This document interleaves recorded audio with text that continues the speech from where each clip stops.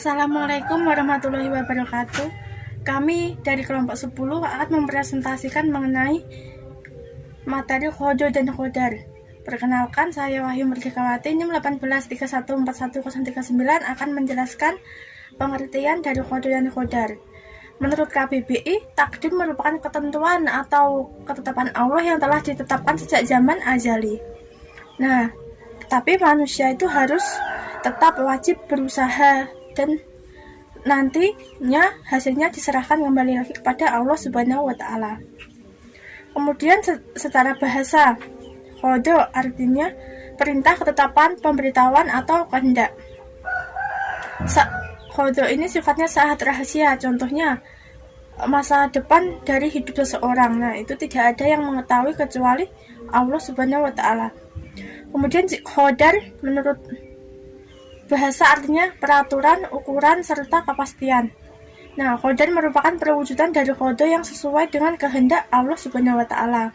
Nah, hubungannya antara khodo dan khodar adalah jika khodo itu adalah ketetapan atau rencana dari Allah, sedangkan khodar adalah perwujudan dari ketetapan tersebut atau perwujudan dari khodo tersebut. Oleh karena itu, manusia diwajibkan untuk tetap berusaha dan berikhtiar. Kemudian hasilnya diserahkan kembali lagi kepada Allah Subhanahu wa Ta'ala. Terima kasih. Nanti akan disampaikan oleh teman saya, yaitu Mbak Erni Uswatun Haksana dan Mbak Novita.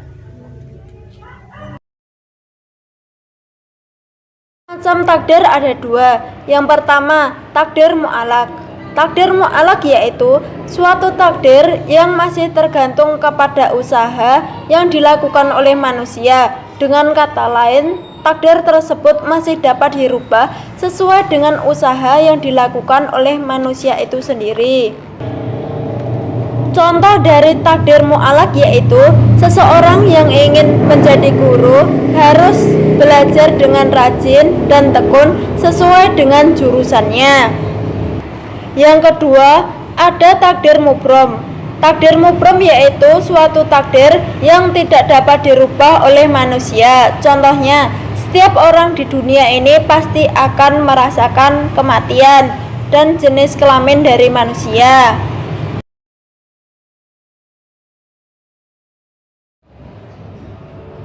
Penentuan desain, metode, strategi, dan media pembelajaran yang terkait dengan bahan ajar materi.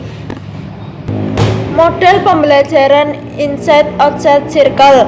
Model pembelajaran inside-outside circle merupakan teknik mengajar dengan menggunakan lingkaran besar dan lingkaran kecil, di mana peserta didik saling bertukar informasi baru yang didapatkan dalam proses pembelajaran.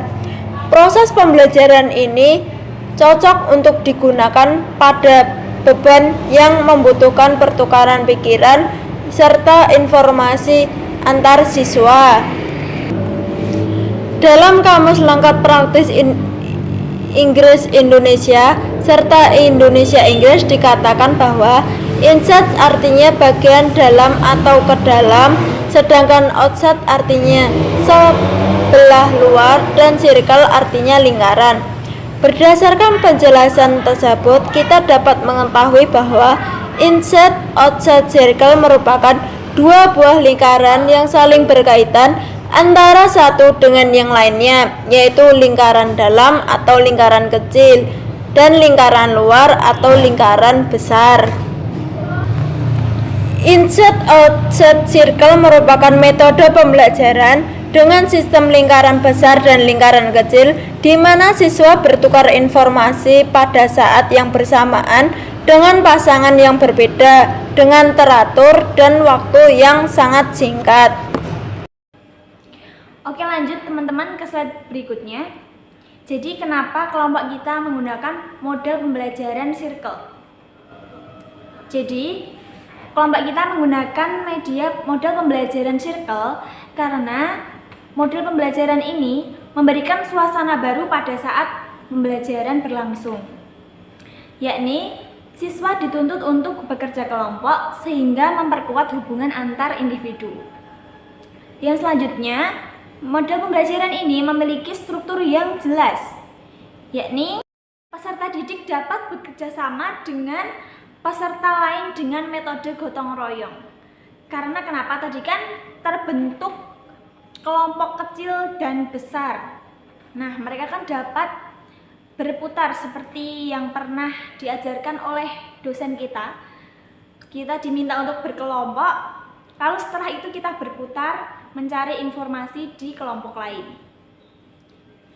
Dan yang terakhir yaitu mempunyai banyak kesempatan untuk mengolah informasi dan mengasah skill komunikasi antara siswa satu dan siswa lainnya.